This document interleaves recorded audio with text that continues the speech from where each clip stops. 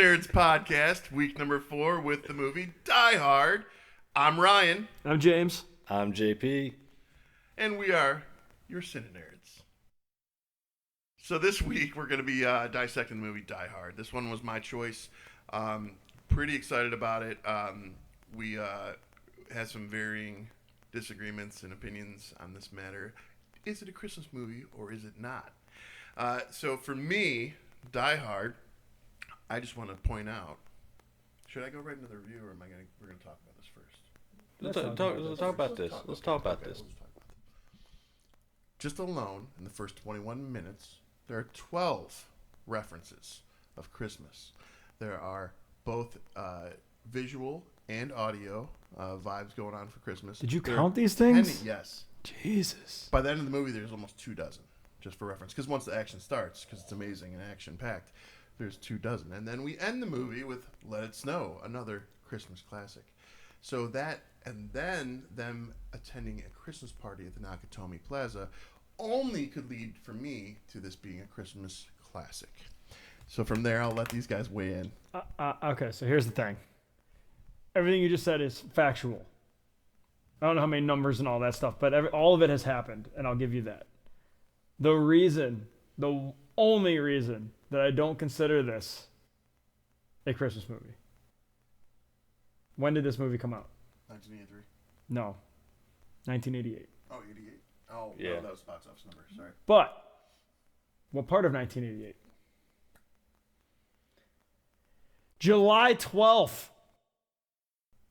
Okay. Halloween movies don't come out in March. Dude, that's the worst logic I've ever heard. It's not no, it's based not. around a Christmas event. I've got. I mean, but you're right, and I give you that, and I'm with you. I've got this. I'm with you all the way wait. until you look at when this movie came out. This is not Christmas in July, if that's where you're going, asshole. Oh, I was just about to go Yeah, down no, too. yeah. Bro. Go fuck yourself sideways. Well, This came out July. The release date, July 12th, at the Avco Theater. It actually came out July 15th of 88. Who cares?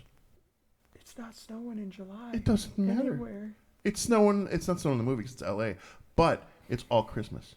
It's all Christmas, motherfucker. Okay, my opinion on this. Oh, God. I have given you shit for the past 3 episodes on Die Hard not being a Christmas film. However. Oh, wait, I like that. I like however. Here we go. However, Die Hard's a Christmas film. I don't disagree. I'm just the only thing that actually gets me not saying it is because it came out in July. Otherwise, I'm with you. I mean, it's based around Christmas. It's a Christmas film, and I mean, it revolves around him going to LA for Christmas to see his kids and his wife, who are separated at the time. I agree with all that. He has Christmas gifts. There's Christmas music. Everybody's jolly. They're at a Christmas party. It's a Christmas movie. And Christmas in July is a thing. They did a Frosty movie based in Christmas in July. So the whole July thing. What is this, a horror movie? No. Which one? It was an old animated movie where Frosty got to go down for like a day, but he had to be back before he melted. Isn't that just Frosty? No, there's another one. There's another one. There is another one that's like Christmas in July, but it's based off of that same Frosty. Whenever I hear Christmas in July, all I think about is Beer. No. All I think about is Put-in Bay. Look Christmas it up. sale. Look Christmas it up. in July. I don't want to. Look it up. Look up what? The Christmas in July movie with. Is that what you want me to Google? Yeah. Christmas in July. Because you act like you don't believe that it exists, but it absolutely 100% exists. I believe it exists. I just think you watch weird shit. This is not wrong. He is not wrong. Yeah. Especially for someone like him. He doesn't Christmas in understand our July world. movies. There's a Christmas in July movie from 1940. This one. That actually comes up as a movie in 1940, Christmas in July. Yeah, well, there's multiple ones. It's black and white, so it's probably exactly where you want to be. This one was actually. I believe you. I'm not trying to say it's not. I mean, I don't know. I'm over here saying that Batman Returns is a Christmas movie because it's done in Christmas. So and actually, I believe that movie actually came out in the summer also. Listen, Batman Returns, Die Hard, and Gremlins, all Christmas. I don't care what anyone says. Gremlins is 100% a Christmas movie. For sure. But there's some people who Batman say Returns otherwise. came out in June. Yeah, see, it was that- a summer blockbuster. I'm not saying it's not. He's not saying it's not, but he's literally said 5 minutes ago that it's Well, not a Christmas movie. It's just hard For- when you think about when it came out. Fair. I understand that, but then But the I'm not facts saying within it the isn't. movie. Now I'll get into the rest of the movie. So for me, this literally is one of the first perfect action films for me. I start to finish was engaged. I was curious as to what was happening in John McClane's personal life, because he's getting off the plane. He's clearly going through some shit with his wife. It seems uncertain what's going on. Happened to be a little bit post after my parents had a divorce also, so I'm like tying into this, locking into this, thinking, okay, there's a personal element. You have a thing with that, don't you? I do. I think that we all have things that happen to us in our life that draw us in, especially the artists, people who do things for in art field for a living. We're drawn to things that take us away from that or remind us of the human element of it, and it just brings us back, and that's what draws us in. But like, so that's going on, and so you got that happening, kind of, and you're like, okay, where's this gonna go? Is he gonna stay with her? Is he's not? Because we're still early in the movie, and then all of a sudden you start hearing the gunshots, and we start moving forward, and it's fast paced, and that's only like 20 minutes in. Like this, it takes off pretty quick. As you go along, you know, we've already met the limo driver Argyle, who's freaking hilarious. He's a I good love kid. that guy. Yeah, solid. One of my favorite characters, actually, in like almost any movie. Solid, You forget about fun him, but when you character. see him, you get happy.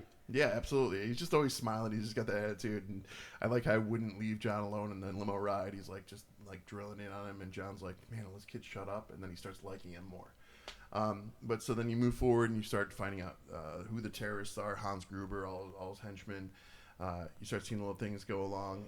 When John kills the first one of them, and he sends him back down the elevator, and it says, "Now I've got a machine gun." And Yeah, on his it says- shirt, he writes says- it on. Ho, ho, Yeah, ho. and then now I've got a machine gun. So it was pretty.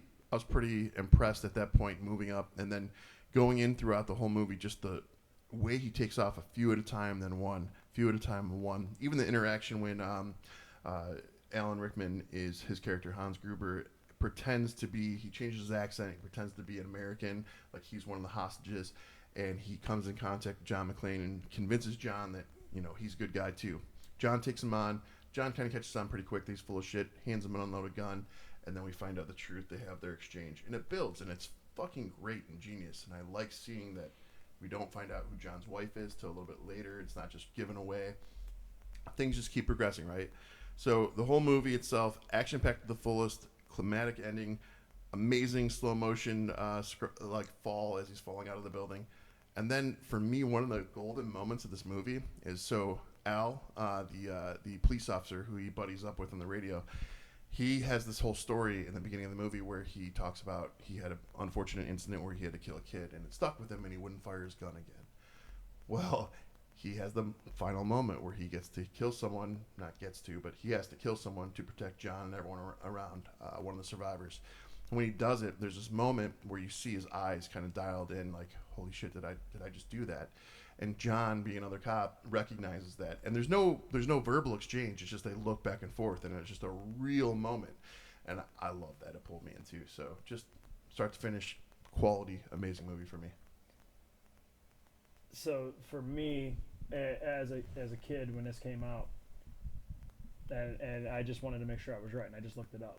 So this was Alan Rickman's first real movie. Yeah, I don't think a lot of people realize that. Yeah. I think I knew this because I actually, if you watch on Netflix, they have the movies that made us. Die Hard is on that list, so you get to see a lot of insights on this movie and how it was made and what was going on. Yeah, and Alan Rickman was I think he was around 40 years old when he did this. Like, he was older.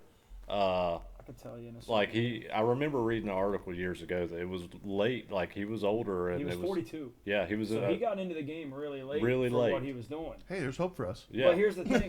But the thing is, it shows how. And you brought something up. He changes his voice.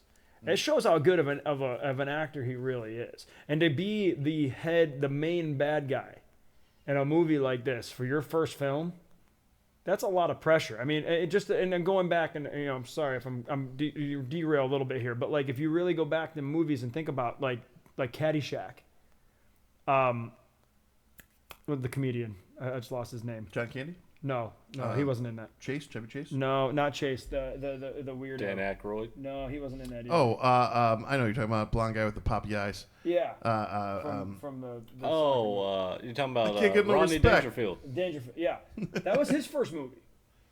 Well, he had been a comedian for years. But it was his first movie. But it was his first movie. And I watched a thing on that too. I watched a 3-hour special on that movie where he admitted he was nervous. So it was a lot of nervous energy. So all that movement that he was doing was him just not knowing what to do, and he was pissing a lot of people off. That movie actually completely derailed. We could do a whole thing on that one. Yeah. I mean, someday we will. But my point is, for Rickman to come in and play that part the way he played it. And he's so smooth. And it's so, I mean, like, it's like he belonged there and he fucking knew it and he nailed it. You know, and so you see him really play, like you said, he changed his voice to be more of an American. When he did it, it was great too, because he goes from the voice, then he's like, he sees John's got a gun pointed at him, and he's like, no, and he like makes it like a screaming accent too. So he takes away his I don't know, he's British, English, whatever. He's English. Yeah. Takes away that accent completely, and even the scream was coming out American. I was like, wow, that's really cool. Yeah, he's an English actor known for his distinctive deep voice, you know, as of right here. And he was actually trained at ARDA, the Royal Academy of Dramatic Art. So I mean, he was doing stuff forever, but this was his first real first as an I didn't know that was when it was first filmed. So it was his very first film. Yeah, I didn't know that. You know, I love him in this role. It was the first time we got to see him, but my favorite role he ever played. What's his name? No. Are you gonna say it?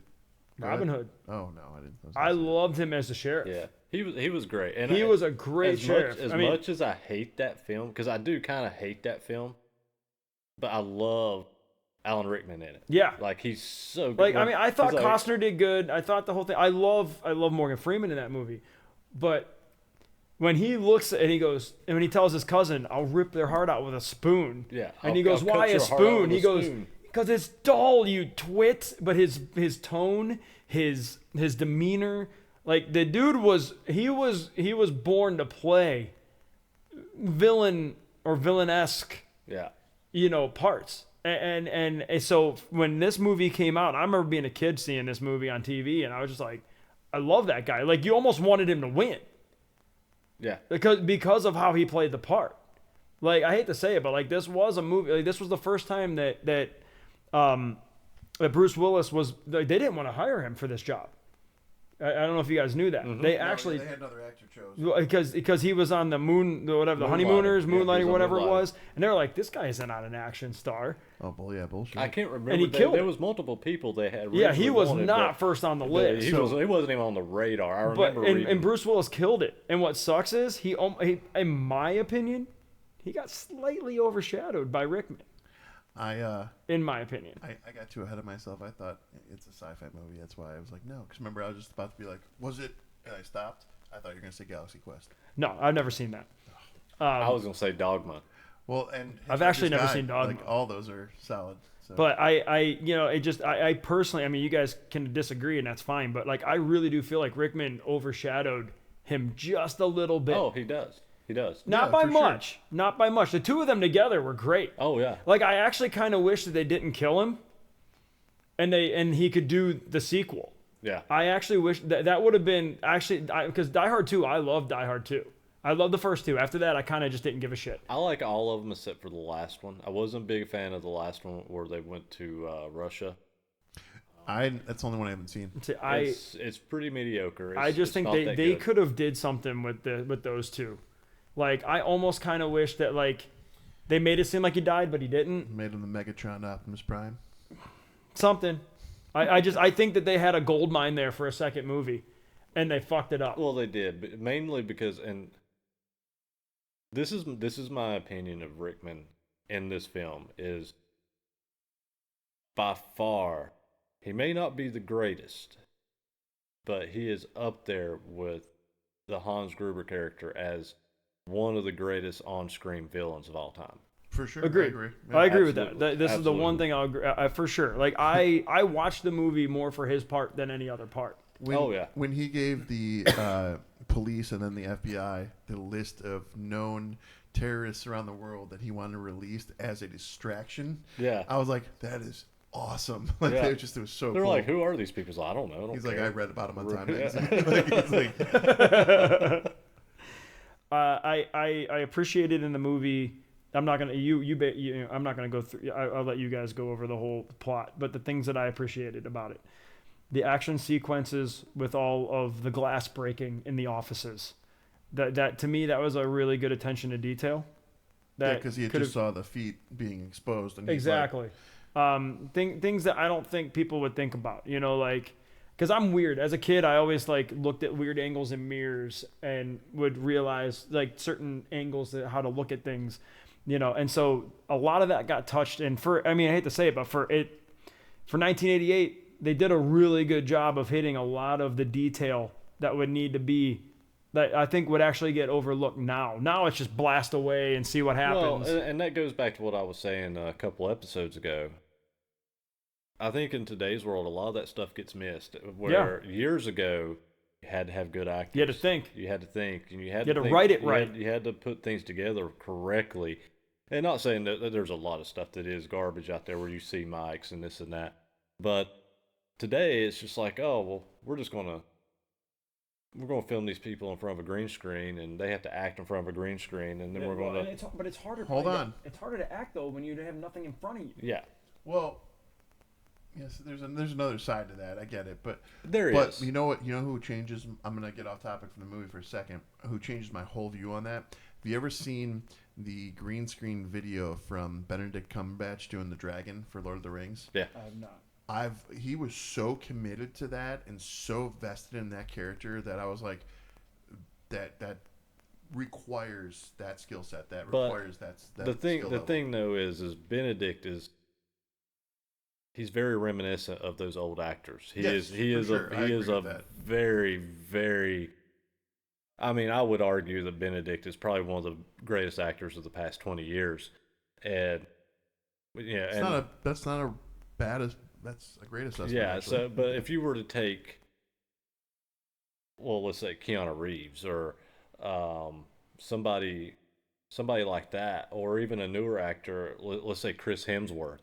And you put him in that position, he's not gonna do what Benedict did. No, he's just not that kind of actor. And unfortunately, a lot of the actors in today's world aren't like Benedict. No, to where you put them in front of a green screen, do they do well? Yes, but on the flip side, they're putting so many explosions and everything that it makes up for the lack of creativity, what they're actually doing. My favorite thing with Benedict Cumberbatch, I don't watch the show very often, but I've seen the clip 100 times. It's on Jimmy Fallon. They do the they have to they have to say it and they have to figure out what they're saying, and he's like Benedict Cumberbatch. He has his name, and the guy whoever I can't remember who he's with, he can't figure out what he's saying. It is hilarious because it's a really he has a weird name. Let's be honest here, and then to look at me, and just imagine. You'd never figure that shit out, and it cracks me up. Thinking about the way the vowels bounces, I'm doing it with my lips. I'm like, I'll find the link and send it to you, but it's fucking funny. I know we're completely away from Die Hard right now, but you're talking about Benedict, but his Sherlock. Oh my God, his Sherlock is just the best. He's the best. He was, in my opinion, the best Grinch. What? He was the Grinch in the 2019 cartoon. No, I know, but I don't know. Jim Carrey locks that for me. I see that one's just a darker version that I don't hate, but it was just Jim Carrey just being weird the whole time to me. He had to actually do a voice of a cartoon. So good. I agree with you, but I would prefer to watch the Benedict Cumberbatch version over and over again over any of them, just because his voice is perfect for it.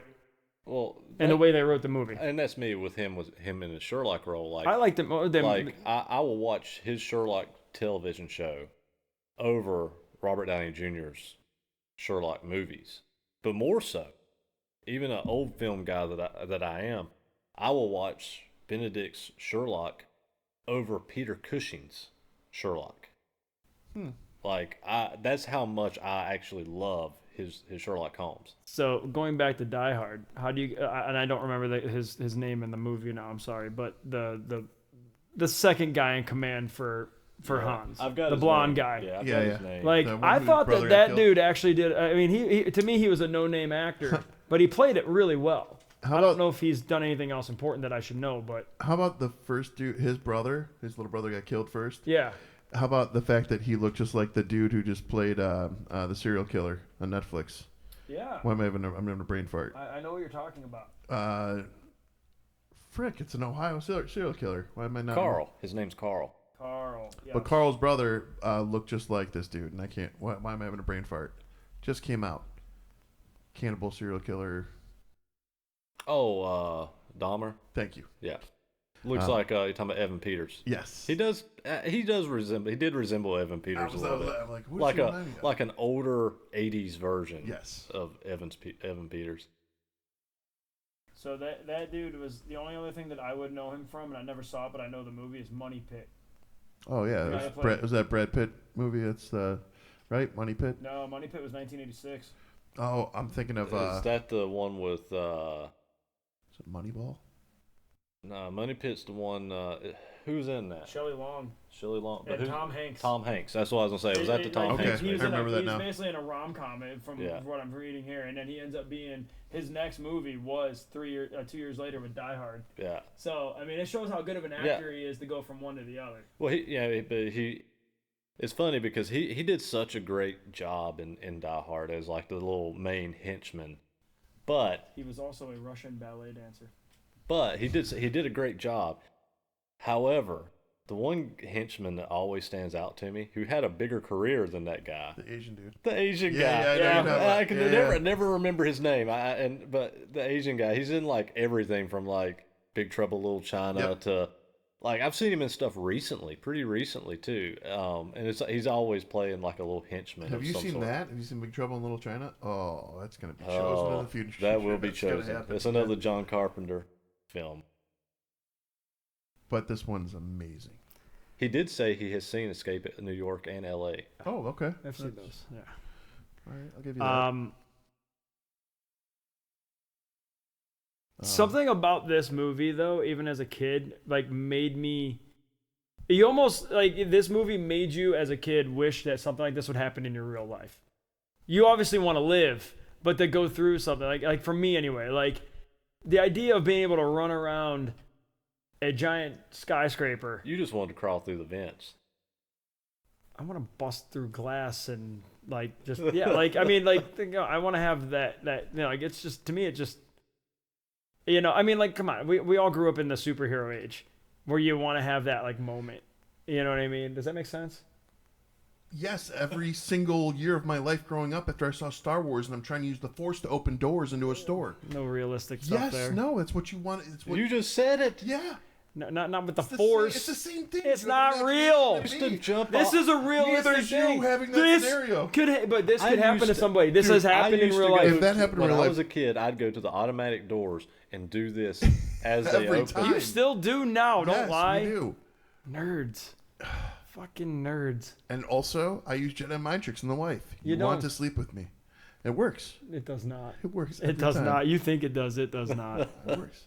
I used to jump off my kitchen table and try to fly like Superman. This explains so I moonwalked much. on my coffee table. I didn't try and jump off shit. Oh, I lied. No, I did.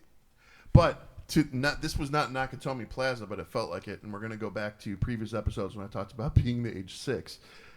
I came home from kindergarten. The bus is right in front of the door of my place, and I go in the house. No one's responding to me. Mom and Dad aren't around, and I'm like, no one's home. I'm home alone. Like 6 years old, thinking I'm home alone. I go upstairs. No one's upstairs either. Come downstairs. Nothing. I'm like, okay. All of a sudden, I hear all these bangs happening. My fucking dad had gone on a little drinking tirade, and he moved a couch and a TV up into our pull-down string attic. Like, he thought he was going to have a bedroom up there. It was one of his little adventures, right? So I don't know he's home. He comes downstairs. My 6-year-old self goes into survival mode, and there's a broom leaning against the wall behind a chair. I kneel down behind the chair with the broom in my hands. My dad walks by, and I didn't notice him, and I whack. Oh, Ryan, it's me. So like imagining those moments or those things happening when you're a kid. Yeah. Do you want them to happen as an adult? Hell no. Not, or you do. No, Maybe not you, now. you want them to come in your house. No, well, no, but I have made comments in the past, like when people are like, I got friends like, why do you have so many guns? I'm like, someone to John McClane someone if they come in my house. Like that is my comment. Now like, it's John McClane. It's not John Wick anymore. It's John McClane. Yeah, the original. Well, because John Wick. it started here, but you know, like I mean, I have a fingerproof safe with 2 9mm next to my side of the bed. Like, come on in. And actually, recently I've gotten to the point where I've thought about just leaving it open at night while when I'm sleeping, so it's even quicker to get to if someone decided to come in. God bless you, man. Hey, man, gotta be prepared. I'm sorry. Someday I will mount a 12 gauge under the bed on my side of the bed. Dude, you know, have you seen those nightstands, those headboards where you just tap it and the gun rolls down? That's what Check he out wants. check That's out what he tactical wants. check out tacticalwalls.com. Yeah, Yeah, that's one of my favorite websites. I'm not even Mr. Gun Guy, and that's rad. Like My luck. He wants that with a sword. with a lifesaver. My luck, the old lady and I'd be going at it, the thing would fall down and shoot me in the fucking face. It would be your luck. I mean, you gotta keep the safety on for a reason, right? Yeah. But yeah, no, this was, I agree with you. This was one of the first. This was the first all around solid action movie I feel that we've ever seen. You know, where I mean, like the writing was theoretically perfect, the acting was perfect. I couldn't. I would disagree with that, but I haven't found. To me, there's no holes. I mean, and you also have to think about that. It's the same director from Predator and Hunt for Red October. Yeah, solid backstory. He also did the I mean, I don't know why they didn't have him do the second Die Hard, but he did Vengeance. Yeah. But I mean, as a whole, there's not as many. As I say, as a whole, there's no major holes where you go, damn it, like that. That's just no, not. there's not, and I don't disagree that it's not one of the most perfect action films. I don't disagree with that statement. I just disagree with this is kind of the first because I mean, no, I wouldn't say first, but yeah, there's a lot of action films before this one that I would consider pretty much close to perfect. Rambo being one. When I said this, I think I said it, but just to clarify, for me, it was one of the first. Yeah, that's action me. films. Yeah, that's me. See, I don't know. For me, First Blood, that was one of the first for me. You want to talk about me getting in those real moments and like going back to certain things, like that dude having his Sylvester Stallone's character Rambo having that moment when he's come back from Nam. No one's standing by him. No one's there for him. He feels on his own, and he gets in his own head, and he's doing what he feels he has to do for survival. Yeah. Killer story. And everybody's treating him like garbage, and it's just that film is. Sorry. Think of what you want. People can say what they want about Rambo 2, Rambo 3, John Rambo, but that first Rambo movie was an emotional roller coaster. Did you know that John Rambo was actually in Vietnam and his name's on the wall? Really? Yeah, I went to Washington, D.C. and I found it. It was pretty surreal to see that, know that. So they used the name from an actual KIA. So that's interesting. I didn't know that. Okay, back to Die Hard. Back to Die Hard. That's how easy movies can bounce, man. That's just what happens. Where are you at? Where am I at? Yeah. Where you headed? I mean, here's the thing with the movie. There's a point in that movie where you actually think he's not going to get through it, which I like. I like the fact that it's not just like he's going to win it at the end. There are some spots where you kind of think like, oh, well, this is it. I think we touched on it in a minute, but like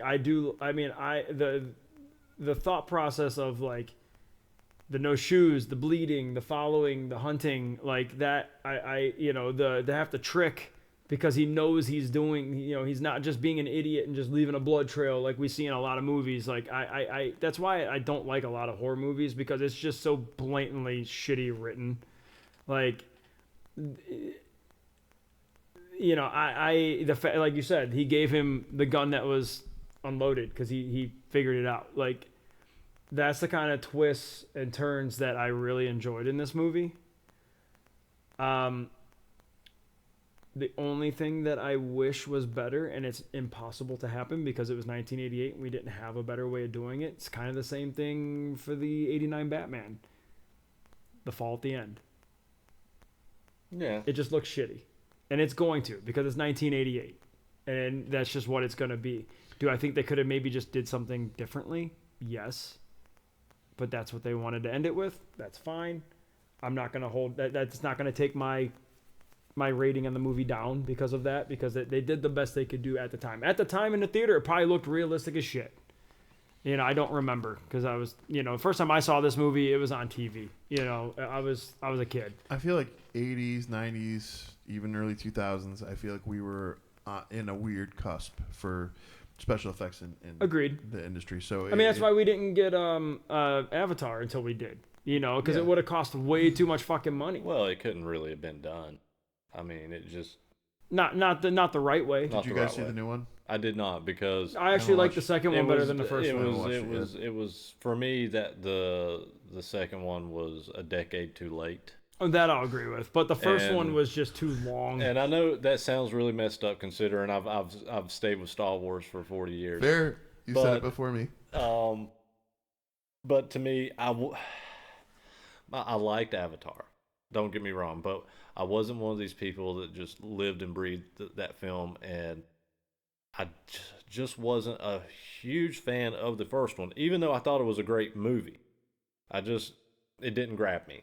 And so, had part 2 came out 2, 3, 4 years later, I probably would have still had enough interest in it, been like, okay, I'm going to watch it. 14 years roughly? Yeah, it was over 10 for sure. It was 2008 or 9 when it came out, and then the new one, last year. So, just the fact that the first one I liked, but I just wasn't a huge fan. It didn't grab me like Star Wars. It didn't grab me like Starship Troopers or any of these other films. Is it fair to say anything that's Star you two love? That by the time it came out, I had zero interest in it. Yeah. I actually like the storyline better than the first one. The first one I felt like could have been 45 minutes shorter because they just kept going in and out, in and out, in and out. I'm like, good God, end this. So, quick way to talk. I'm going to talk about that, what you just said, and that'll bring us back around to Die Hard. So, my biggest gripe in the world in Hollywood right now.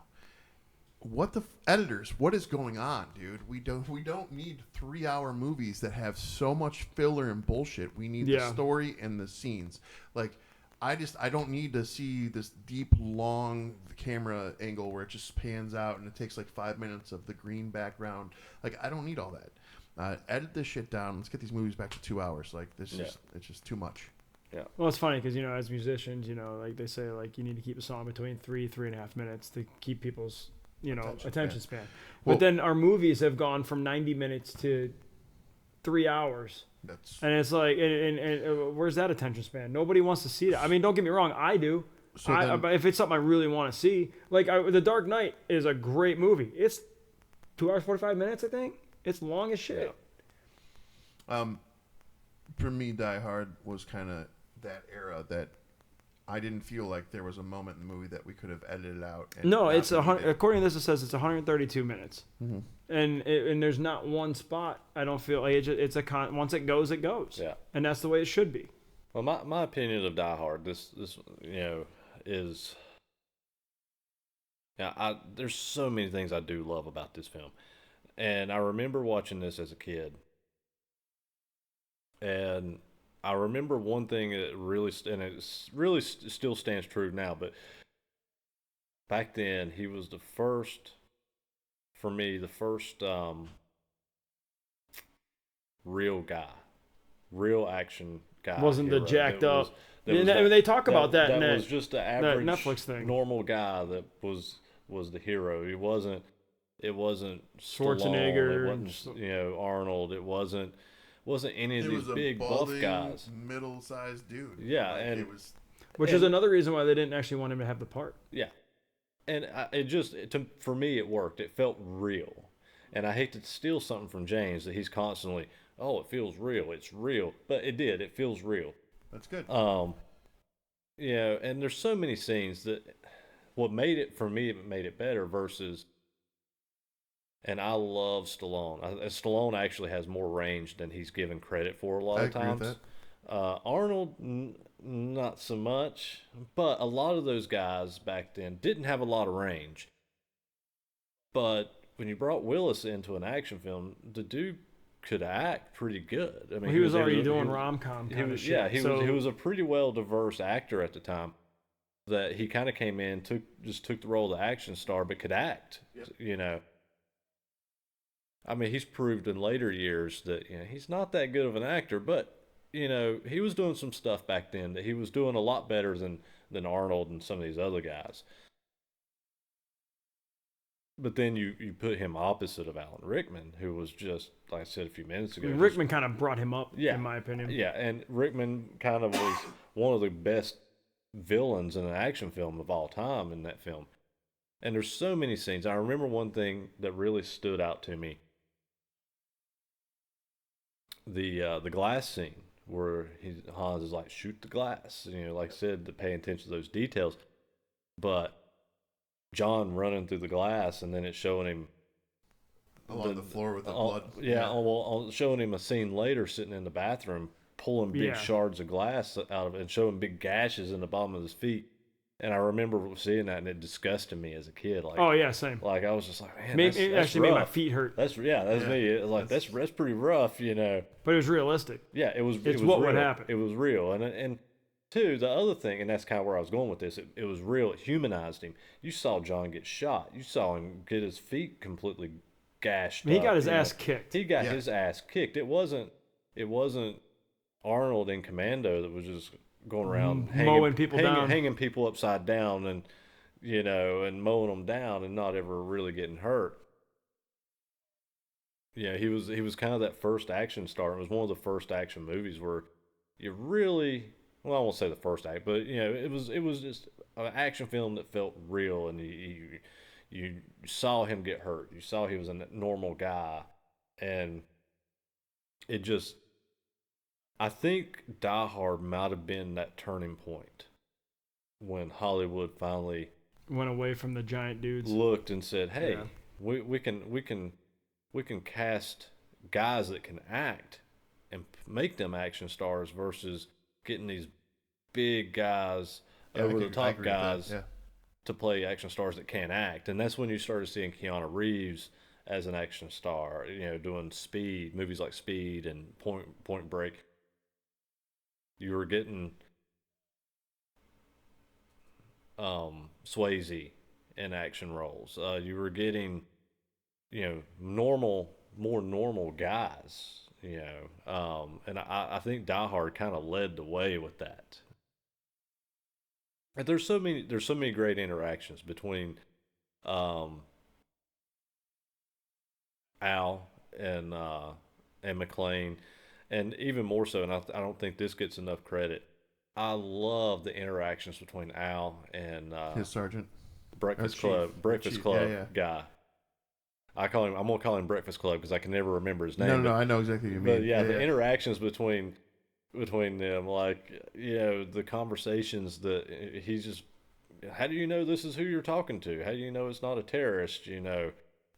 Going to need some more FBI guys. Just those little one-liners were just so good. Between them. Well, I didn't go back on Bruce Willis. We actually watched when we were at the Perry's Museum. Remember, he was the voice of Mikey. He played the baby in Look Who's Talking. Yes, he did. Did we watch? I didn't remember. That's what was on that. Remember? I don't remember. That's what was. That. Yeah, it was on the TV. I knew he voiced. Yeah, but I didn't. It was on remember. the TV because we thought it was 3 Men and a Baby in the beginning, and there ended up being Look Who's Talking. Remember that? No, I don't. I don't remember that. We were. You sure that wasn't Waylon? No, it was you. Speaking of unnecessary things, the recipe. The recipe when Al and John are talking about Twinkies, he's like, Twinkie, like, I forgot what they said, but then Al had the exact ingredients and read it back to him, yellow dye number, whatever. Yeah. And I'm just like, okay, I should probably lay off Twinkies. That's fair, but coming from me, I know. But I love Twinkies. I'm weirded out by Twinkies, like severely, because if it can survive a nuclear situation, I don't think it should be in me. I love Twinkies. I love deep fried Twinkies. They're so good. Jesus Christ. You know, I have had a deep fried Twinkie, and that was worth it. That Yes, was good. it is. That was years ago, but Mr. Hero used to sell those, and they were so good. So I just read something. uh-oh. Die Hard is often named one of the best Christmas films, although its status as a Christmas film is disputed. But it is. So go to IMDb. I don't want to. Go to I IMDb. don't want Now, I will say this: did either one of you watch the roast of Bruce Willis? to. No. I did, but it was so long ago now that I remember. Okay, because close to the end of it, Bruce Willis gets on stage, and this is where people realize, like, ha, it isn't a Christmas. It's not a Christmas. I movie. know what he said because but- Bruce Willis gets up Stop, there, right there. and Read that little spiel underneath. This right here. Yep. Bruce Willis gets up here and he says, gets on the podium, and he says, Die Hard is not a Christmas film. And so everybody came out after that, oh, you guys are wrong because Bruce Willis says it's not a Christmas film.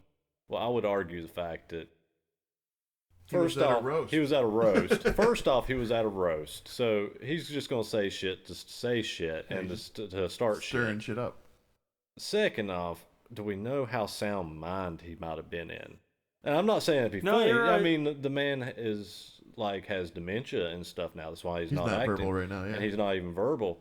At that time, I think he was sound, but he might. I mean, But he may have had some, I think that was more. But I do think that it stirring was the more pot. stirring the Yeah. pot. So did anybody look up the budget on this movie? Yes. yes. 28 million. Or- Well, on or- Wikipedia, it has between 25 and 35 because it was so, long ago. I saw 28 million, and I saw 83 or 88. It's 88. I got think. 80. I got 84 for U.S. Box Yeah, office that's all. I've got, Is that it what- says here 139 to 141. Well, No. that's over. That's international. everything. That's Yeah, that's everything because domestic was 84 and international is 58 and total is 141. So for me with this one, even if we just look at the budget and then the U.S. number, 3 times the markup for 1988. Yeah. I think that's fucking That's solid. amazing. That's And- fucking crushed. Yeah, and a couple of little fun facts that I've ran across through the years. I know one of them was when they first released like the posters and stuff for this film. When they first released it to first released it to the theaters, they didn't put Bruce Willis's face on the posters. No, that was part of the Netflix thing too. They didn't want him on it. Oh, really? They didn't want his face on the poster because they they thought it didn't. would turn people off. They thought it would turn people away from him because of Interesting. moonlighting. They didn't put his face on the posters until after it became a hit. Yep. That's stupid. Yeah, they everything they did with him was just wrong. Well, welcome to Hollywood. Another thing that I read, and I'm not sure if I understood it right, was the scene where he gets into the ductwork. That was something, and I think that's where they were talking about it. But the stunt guy fell wrong. The way he grabbed, they redid that because of how that stunt guy fell. So what happened to the stunt guy? Did he get? No, he didn't get hurt. Oh, It was okay. just that he was supposed to do something else, but then fell down that shaft in a weird way. Oh, I that gotcha. they redid it to where. So it was flat. I got you. And I'm not sure. I read this someplace, and I don't know if it's accurate or or what I read was correct. But it was kind of a little interesting thing that I read. I just made one of those do-it-yourself ornaments. It's got the foil square. You just with his printed out a of picture? him inside of it. I actually wouldn't mind that on my tree. But it is one of my favorite action movies of all time. and it was one that I loved growing up. I watched it a lot growing up. When it was on TV, I didn't miss it. Yeah. That's for sure. Yeah. And now though, you can't even find it. It's not even like streaming anywhere. I have it. You have to pay for it. I It's thought it was not on Max at one point. It's not right now. I was thinking. I have the collection, so I don't. Except for Yeah. the last one, I have. I just think it's like these movies are so old. Why are you not just letting us have them at this point? It's all royalties and streaming arguments and legal fun. That's what I've found. It's been almost 40 years. Get over it. So these well, things get held up. think of the movies from 40 years ago that no longer exist. We were talking about the Grinch earlier. The Grinch isn't on any streaming platform unless you. I think there's something somewhere you have to basically buy it or rent an Amazon. Disney. It's on. Pretty sure. Are you sure? Yeah. The Jim Carrey one? Yeah. I think even that one is, but I'm not sure. No, I think the other ones are. I don't think the Jim Carrey one is. I know the newest one and the old one is, but I'm not. Yeah, Well, and the wife, I could be wrong. That'd be fun because the wife is wrong. She made me hunt down the Blu-ray copy of The Grinch. She wanted to watch it. It's the only reason I know that one. Well, what do you rate it? It's your movie, but what do you rate it? I am, and this is the first out of the 4 episodes we've had. I am full on nerd with 5 stars. This is a perfect action movie for me. I love it. Perfect Christmas action movie. I'm almost there. I'm not all the way there. You don't. Hey, And I only say that because, and it's not because of anybody in the movie itself, but I give it a 4.7. He likes those 0.7s. If that's what he wants to do. I do what I want. Do what I want. I do think it'll come in handy if we want to get more granular as we go. So there's just a few things.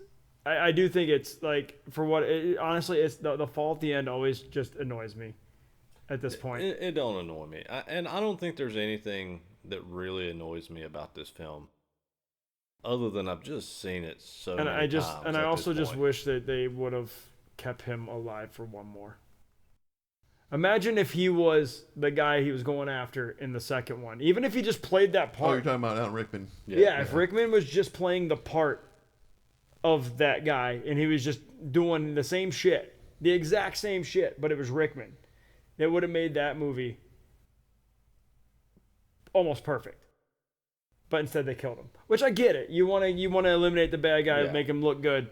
I get it, but I really think that they fucked up a sequel there. But I think they wasn't thinking sequel at that point. I think Probably not. I think they were thinking, is this movie even going to do anything with Bruce Willis as the lead? Oh, they were so afraid of him that they didn't know what to do. But I ultimately they fucked up. In my opinion, they fucked up. I feel like heavy decision going on 3.2 here because I've seen it 100 times. Well, I am going to give it a little bit of a lower rating because I've seen it so many times.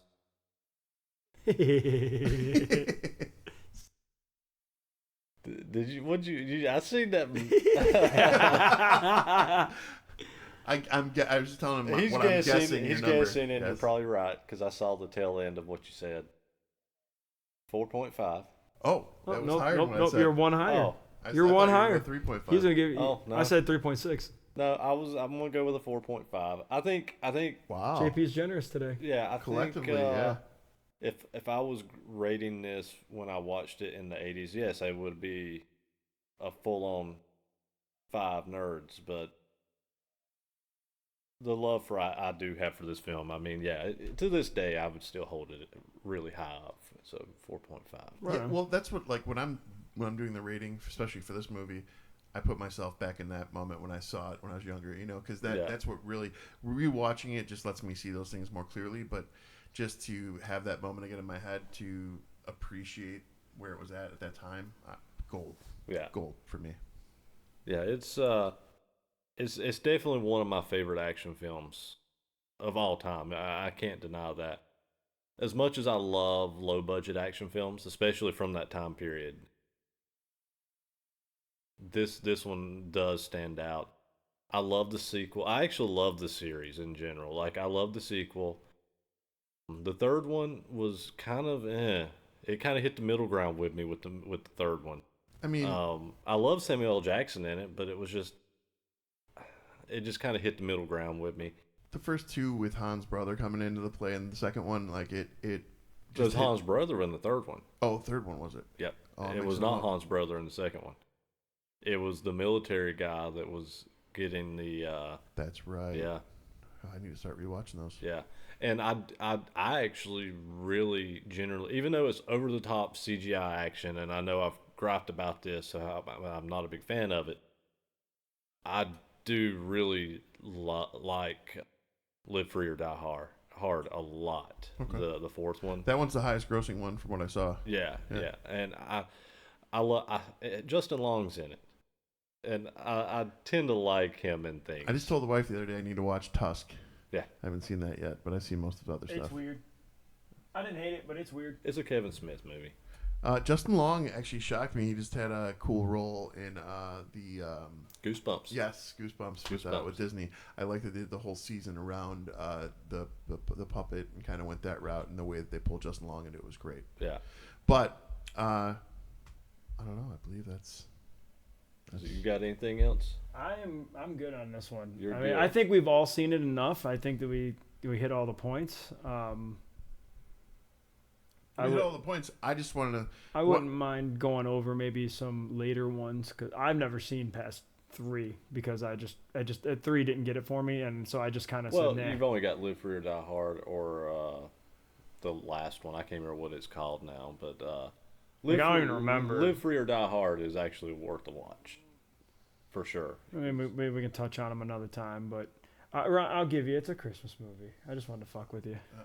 Don't fuck with me because the internet all agrees partly with you.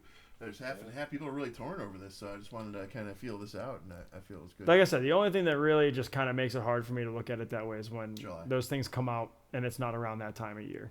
But it is what it is. I mean, if the movie is based around that time of year, I mean, you can't dispute that. I think that's fair enough to say. I mean, look at Batman Returns. It is based around Christmas time. It is snowing in the movie. He is driving the Batmobile through Gotham City in snow. You can't knock that. That doesn't make it a summer movie. And you know that's fake snow because it's in the summer. Son of a bitch. And with that, asshole. All right, with that, we're going to wrap it up and close it out. As always, 3cinenerds@gmail.com is our email. So if you guys want to give any suggestions, comments, feedback, we'd love to hear it. To James's point on our last episode, if it's specifics, give us those too. We want to hear categories, topics, actors, things you'd like us to discuss. Just let us know. Don't forget to share our Facebook page. Go click follow, subscribe to our YouTube. Please share it. Invite as many of your friends to the page as possible. We'll be getting a website up soon and a few other things. So, yeah, just keep an eye out and be sure to follow so you get all the information as we drop it. Hope you're having as much fun as we are. That sounded really exciting.